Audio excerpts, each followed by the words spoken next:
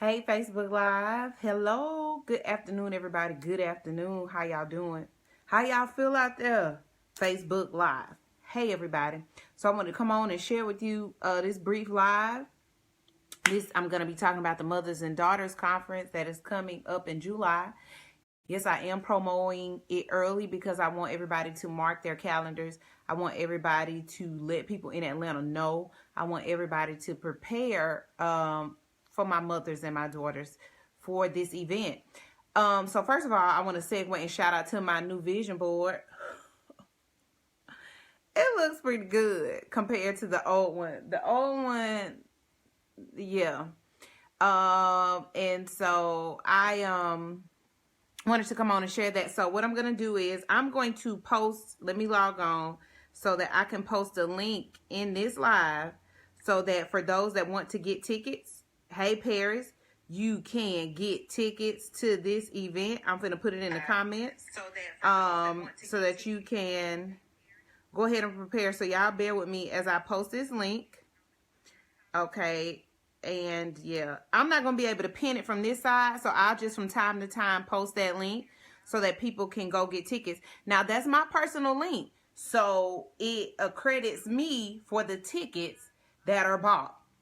So if you want to show a sister some love, recommend a person, tag a person, and buy some tickets. Y'all, I really wish I knew how to pin that so it would just sit there. Oh, there we go. And I did it. Oh, snap. Okay. So anywho, I'm going to go into my subject topic this afternoon, which is dismantling dysfunction. And so this conference, I'm going to also pull up you guys some of the stuff that will be shared at the conference. So if you are a mother, if you know a daughter, if you know somebody who needs some help, who is a wounded person, who can't find a man, who every relationship they get in is broken, it's distorted, it's toe up, this is the conference that they need to attend. We love going to a concert. You know, we'll go to Young Jeezy. We'll go to Moneybag Yo. You know, we'll go to Erykah Badu. We'll go to all of these things, but we won't personally invest in ourselves. And then we wonder why we can't maintain a level of life that flourishes, that functions, because we invest in the wrong things. We don't invest in us. You've got to take opportunities to invest in yourself. If you're not going to buy books, if you're not going to go to conferences or go to services, if you're not going to go and do things like that, it would behoove you to take a moment, a weekend, one time, buy you a ticket and go to something that is going to change the mindset about your life. So in the conference, there are going to be workshops. So it's not just you sitting and listening. There is interaction so that when you leave this conference, that you will be able to have tools and a mindset that you can apply to your life, and that you can properly function in the rest of your days. And so that also you can address some things before you and after you with your kids. And so I suggest that if you ain't doing nothing, July 27th through the 29th, the link is there. You can also check mothersanddaughtersrevive.com and you can go and check out the website. But what I'm going to do is tell y'all, so one of the workshops is Purpose Pain. We've got Healing from the Hurt and Winning as a Single Mom. We know, how many of y'all know a single mama? I was raised by a single mama. Making you a priority, why wholeness is necessary to be a good mom. So I'm going to touch on some of these things in this live real quick, just to let you know that you need this. The soul cry of the daughter. Sins of a mother's past. Y'all, these some good topics. Paris, I'm just like you. Embrace your natural, teaching your brown girl to love herself in a harsh world. Never give up, my daughter's keeper, and many more. So those are some of the subject titles that will be brought forth on that weekend. I'm preparing you now in advance so that you can book, you can plan, you can call your friend, be like, hey girl, we're going to go to this. A lot of women have kids. What I have come to understand in my womanhood is that most of us focus on motherhood and we focus on wifehood. We forget womanhood. A dysfunctional mother is only a broken woman. A dysfunctional crazy wife is only a broken woman. And so what we have to understand is that if you begin to heal as a woman and you master your womanhood, then you will be able to function and flourish in the other areas of your life. Those things can only be secondary to your womanness, your womanhood, your womanism, your femininity. So if you are a broken woman who was torn down, who was abused, you are going to take that in other areas of your life, whether you know it or not. You may be the overachieving, angry coworker that people just hate your guts. Why? Because you have a chip on your shoulder and you feel like everybody is against you because of certain things that has transpired in your life. So what you have to understand is that as you begin to cultivate yourself as a woman, other aspects and areas of your life will effortlessly flow better. As you understand yourself as a woman and you tap into your femininity, it's easy for you to love your husband and feel attractive, even if he's not, you can vocalize the attention that you need, but if he's not giving you the attention that you need, you won't feel as easily neglected or rejected or betrayed by him not complimenting you every 5 minutes.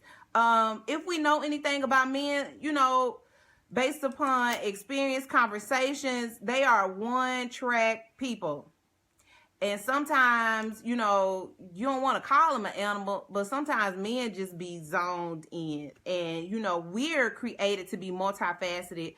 We can multitask. We have, dimensional capacities. I think it's beautiful how God created us, that men, it would be dangerous to me for a man to be strong in strength and mighty as men are, and to be emotional. Can you imagine an emotional, strong man? Every time he get mad, he go to tearing up stuff because he can't really control his feelings.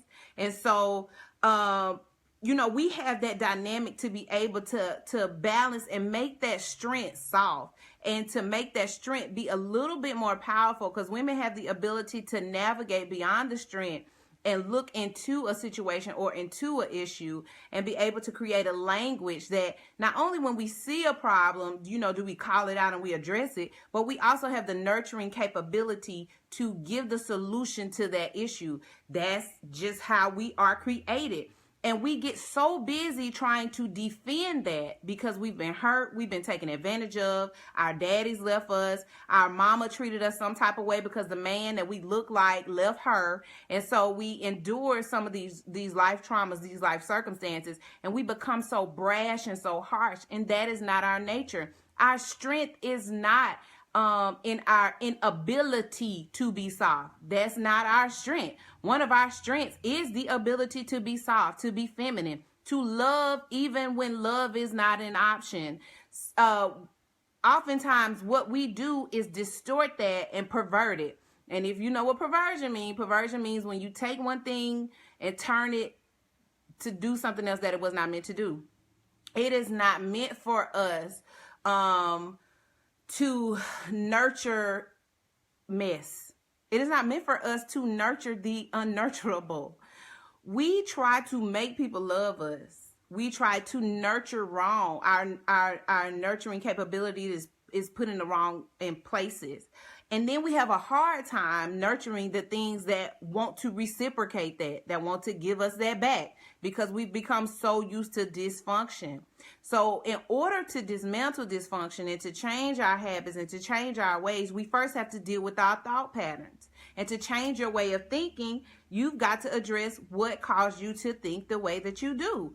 You can't just change a habit with old thinking patterns. It's not going to work. You may, function good for a little while, but eventually that stuff is going to resurface, and it may resurface in another form. And you'll find yourself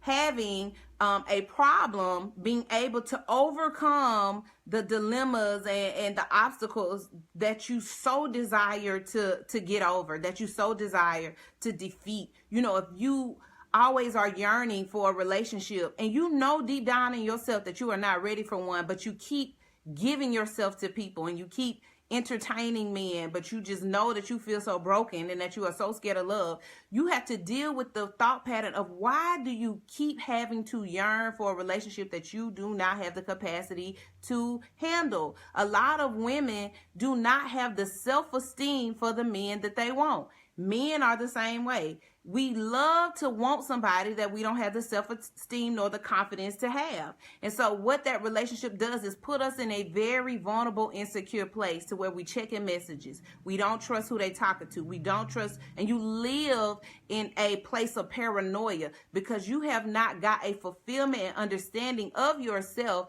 to be able to carry the capacity of that relationship. The same way, you know, when it comes to with your children, you have not developed certain nurturing characteristics and certain aspects about yourself. You've only functioned and you've lived over it. You've got degrees over it. You've got in relationships over it. And so you have not dealt with some of your internal insecurities, and that stuff is cast upon your kids. And what we end up doing as women is creating a cycle of insecurity, a cycle of defense, a cycle and lack of trust. And so those are the things that we carry out in our lives when we do not deal with ourselves. It would behoove us as women to deal with us first. It is hard for you to pour from an empty cup. It's hard for you to love your children when you lacking a lot of love yourself. You can show them some love, but to deeply love your children and trust that whoever they turn out to be, that's what God created them to be, instead of you trying to maneuver them into a direction. That's hard to do when you don't have that thing fully embedded in yourself, when you don't have the security to love yourself totally. It's hard to get you got to get to the root of you. It's hard to give that to your children. And especially as daughters, what we must understand, and for those that are mothers that have daughters, what you give your daughter at 5, she is going to not need that at 10. You cannot treat her, nurture her, and cultivate her at 10 as you did when she was 5. She is evolving just as you are. Who she is at 17 is not who she is at 12. And so you've got to develop and evolve right along with her. Women have the ability and the power to evolve and to change. If you look at any woman who's with a man and you look at how they can morph and they can change, you know, we look at people even like, I'm just going to say some celebrities that everybody know, you know, we look at Angela Bassett. We look at, Denzel Washington's wife. We can even take Oprah. We can take these women who even in their older age, their evolution has become so beautiful and it has become so whole. Yet some women get stuck in a place and that's how they want to function for the rest of their lives. And so when you have a daughter who is dependent on your evolution, she lacks evolution because now she's stuck where you left her. And so if you leave her at 7 and you stop nurturing her at 7, now she's 11, 12, 14, and 15, and you're still nurturing her like she's a 7-year-old because you don't have anything else to give her, she gets stuck in that place. And now what happens is there is a void created. And so now she has began to look for answers in the wrong places. She's looking for that covering. She is looking for that evolution. She's looking for that next level of nurturing that you are not providing because you did not get it. And women, I need you to understand that is not your fault. What happened was our forefathers, our parents, did not say to themselves that this is not okay. I'm going to do the work to change it. Some mothers did, some fathers did, most people didn't. Most people said, you know, I'm paying these bills, I'm trying to work, I'm trying to survive, and that's all that I have. It is our responsibility to take what we understand and what we know and begin to cultivate ourselves in a better fashion. When we know better, we have to do better. When you get more information, you are held responsible. And at the end of your lifespan, you are held responsible for what you knew and you did not apply. And so just because your mother didn't do it, that's not an excuse for you not to. Just because you see your children not doing it, that is not an excuse for you not to. Just because your father left you and he did not decide that he needed to go somewhere, get some healing, get some help to be a better father, that does not mean that you have the excuse to not dismantle the dysfunction in your life and to create better opportunities for your children. When you look at your daughter, she is not just an entity, but she is an extension of you that should exceed and overflow who you are.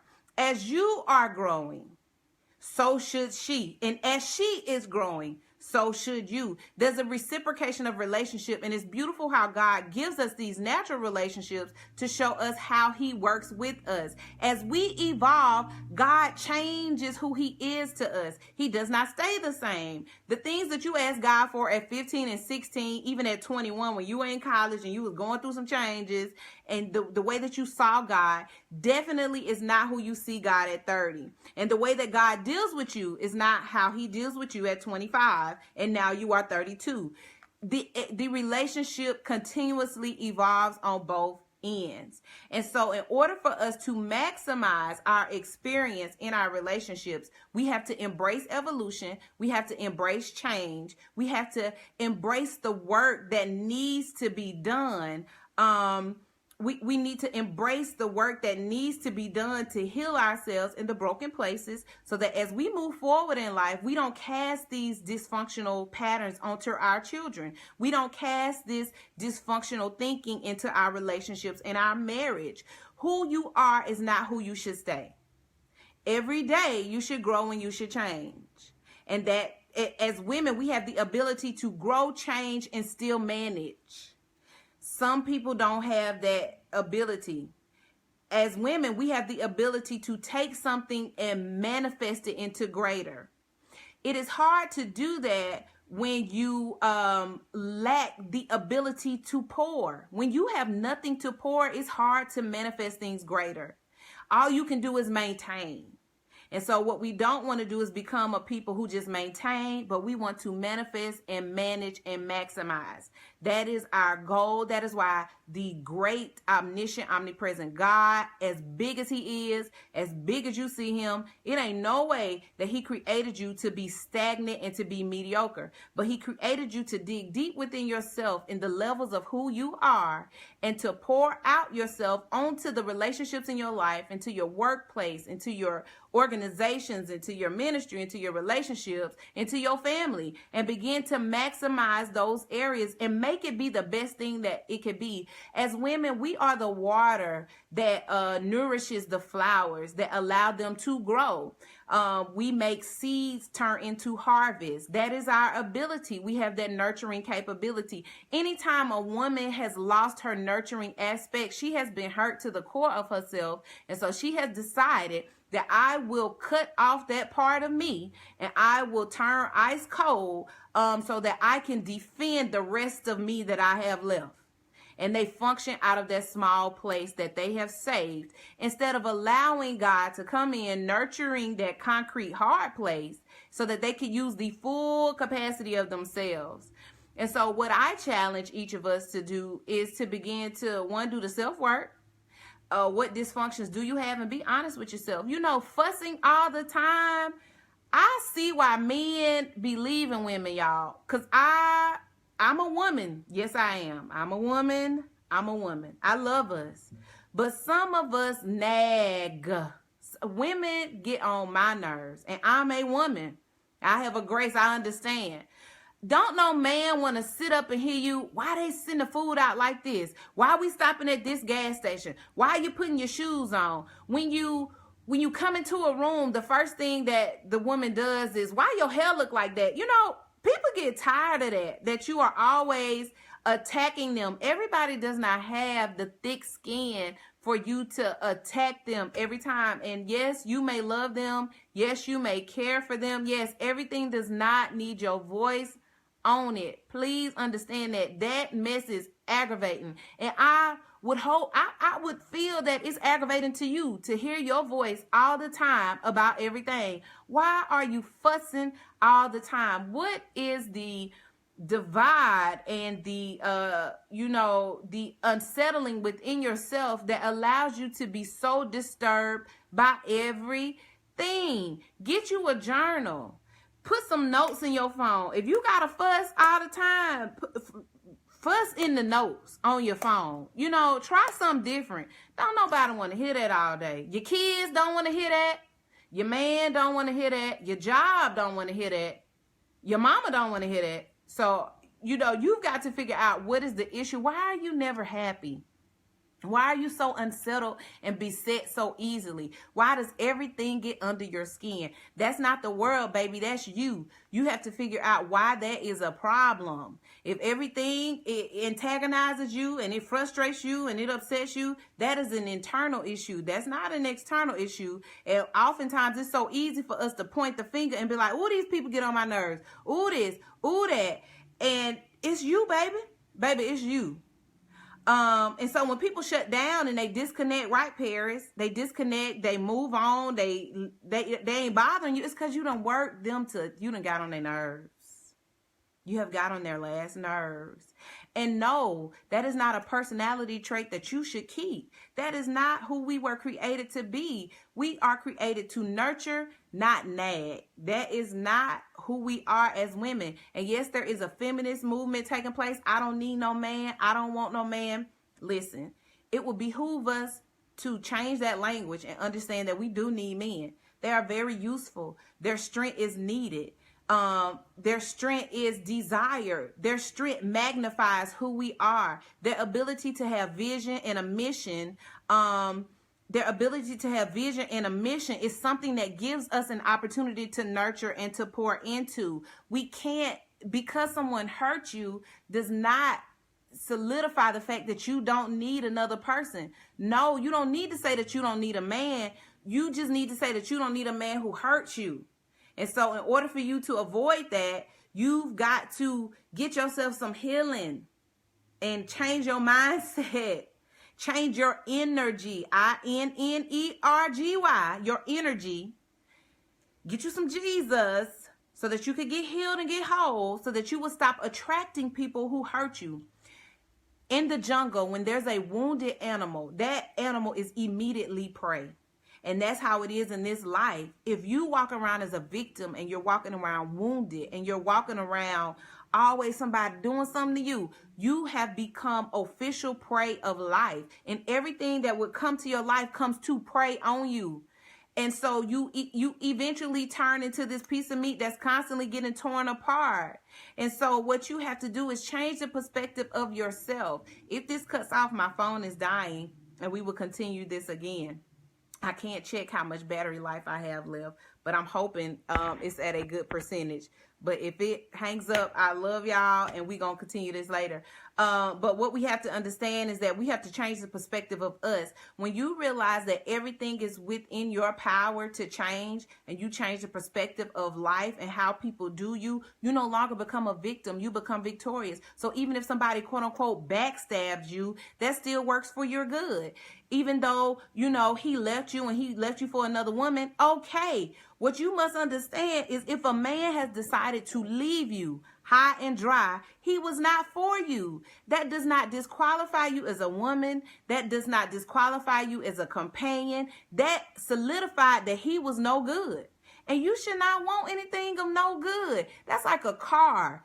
If you drive a car and they let you test drive it and the car cuts off on you and catches on fire while you're test driving it, you're not going to stand by that car and start crying and be like, I can't believe this car blew up on me. I can't believe this car broke down on me. You're going to say, well, I don't need this car. That's a sign right there. I will not be paying for this car. This car is not what I needed. I need to go look for another one. Yet we don't do relationships like that. We feel like when somebody does us some type of way, we go into prove it mode. So we got to start proving to them why we deserve to be in their lives. We start going above and beyond the call of duty to start buying things, sacrificing in the wrong areas, giving them love that they do not deserve, compromising our relationship with God for them to make them comfortable. And yet they are not changing a thing for you. They have not changed nothing.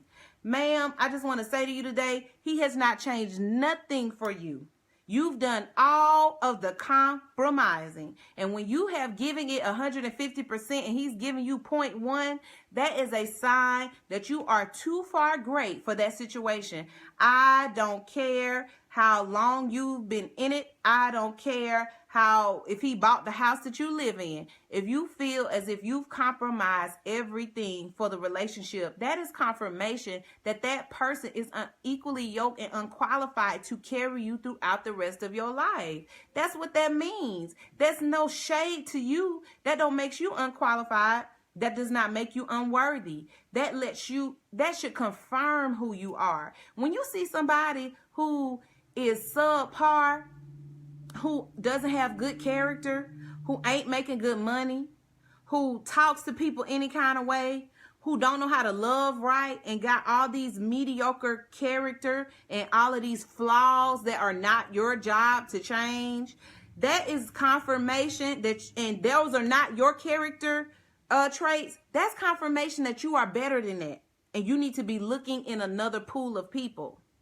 This goes back to how we nurture wrong. We love trying to nurture somebody to see themselves. That is not our job. A man should come to you with a vision, with a mission. And what you do is you manifest it and make it great. If he's lost and he like, I don't know what I'm going to do, and you doing all the thinking for him, that is not your job. And I'm going to tell you, you are going to get years deep into that thing, and you thinking that you done put so much into it, eventually he gonna get an epiphany. Ma'am, sir, he's not gonna get an epiphany. That is the official dynamic of y'all relationship. You will always do all the thinking. You will always do all the compromising. You will always do all the work, because that is the official dynamic of y'all's relationships. That is who he is, and that is who he or she was before you met them. You don't change people. God does. You don't change people. Jesus does. And if you are in a relationship and they're not your husband and you are praying for them to change, you are already out of order. You're already out of order. If you are in a relationship and you're changing for God to change them so that they can be what you want, you need to back that train on up. That is your friend. That is your friend, and your job is to pray for them from a distance. That's what that is. Your job is to pray for them from a distance, not while you are in the middle of it. Exact, Carla, I've been there. And I made a fool of myself. And when I got up out that thing, I said, you know what, Lord? You have a vow that I won't ever embarrass you nor me again. It's not my job. I understand who you created me to be. When you don't know who you are, you become very malleable. And so people can come into your life and make you be what they want you to be. When you don't know your identity, you become whoever that person wants you to be. You become whatever they need you to be. And so what you do is you become everything that they need. I'm on 10%. You become everything that they need, and you lack everything that you need. You don't get anything out of the relationship because you become everything that they need, because you have not identified who you are. You have to take a season as a woman in order to be an effective wife, in order to be an effective mother. Those are not the only two relationships that we are called to nurture and to do great. We're called to do friendships great. If you are a woman and you're talking about you don't hang around women, you don't trust women, ma'am, deal with yourself. That's not normal. God sends us friendships purposefully. That's biblically. Jesus had friends. He had 12 associates. But inside of those associates, he had some friends. Peter was a friend. Jesus had friends. And so what we understand is that if Jesus had to have some friends, of course I need some to do this life. I can't do this by myself. And what happens is when you don't have friendships, you just deeply indulge yourself into your intimate relationship. And them folks get tired of you. Ma'am, get you some friends. Your husband, yes, your man is your friend, but his friendship is different from the friendships that you need. You need a soundboard. You need a group of people that you can bounce off of who are going to hold you accountable. You need a group of women who can say, baby, I've been there. Don't make a fool of yourself. And women, you have to stop cutting your friendships off for men. Your friends are going to get tired of that. That's a form of abuse and neglect and rejection, that every time you get in a relationship, your friends go to the back burner. and you just don't even deal with them. You deal with them when you get ready. You deal with them when the relationship rocky. And that's not fair. That's very selfish, and that's one-sided. You, ma'am, are not a good friend. No, ma'am, you are not. You can have relationships and have friendships. You can do that. Your friendships should not supersede your relationship, and your relationship should not suffocate your friendships. It should not go like that. That's not healthy. That's not emotionally, mentally, spiritually healthy. And so if you are one of them women who be like, I don't get along with females, you have a problem. You have a problem. You have a problem. You need to figure out, what is it about other women that makes you insecure? What it is about other women that challenges you? Why don't you feel comfortable with other women? And I promise you, if you have a prayer life, if you begin to seek the one who created you on that thing, he'll show you your issue. And then when you see your issue, don't embrace it. Tell yourself that this is a problem. I'm insecure. This is a problem. My self-esteem is low. This is a problem. It's not fun being insecure when you're in a relationship and they didn't call you back. So now you're in your feelings. It's only been a day. It's only been a day. It's only been a day, ma'am. He can miss a phone call. It's okay. Ain't no telling what happened. The man phone probably fell in some water. Like, Lord have mercy. Give people an opportunity. Stop jumping to conclusions. Insecure conclusions. Stop with the insecure assumptions. And begin to converse with yourself and figure out what's the root of your issues. And so I'm going to wind this up before this cuts off, because I'm sure I'm only probably on about 5% or 3%. And we'll do a part 2 of this later on. We'll do a part 2 of this. And so I hope that you replay this, you share this to somebody. I want you to click this link if you know somebody in the Atlanta area, close to the Atlanta area. If you are a mother, if you are a daughter, and you and your mama beefing, we could do part 2 tonight. If you and your mama are beefing and y'all just don't have the nurturing relationship that y'all need, please click that link. Please advise somebody to click that link. It would behoove us as women, y'all, we are powerful creatures, to be whole. When we are whole, we can get some things done. We have to have tribes. We have to have friendships. We have to be in groups where we are empowered. We are built up. We can endure a lot, but we can also be damaged a lot too when we're not handled properly and when we not have taken the time to recuperate. And so please click that link. It's pinned. Feel free to share this, rewind this, watch this, and we will do a part 2. We can do a part 2 tonight. I have a small group. I'll be done. Hopefully I'll be back about 9:30. Exactly, L'Oreal. Yeah.